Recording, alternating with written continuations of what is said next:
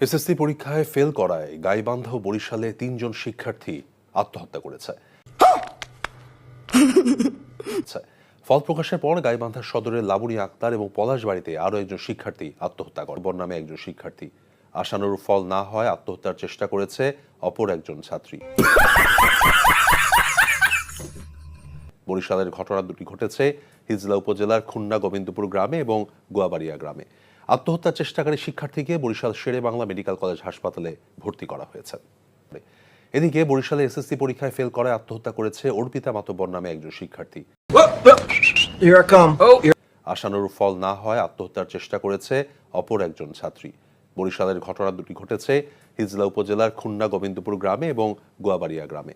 আত্মহত্যার চেষ্টাকারী শিক্ষার্থীকে বরিশাল শেরে Bangla medical college হাসপাতালে ভর্তি করা হয়েছে। कौन है ये लोग? कहां से आते हैं ये?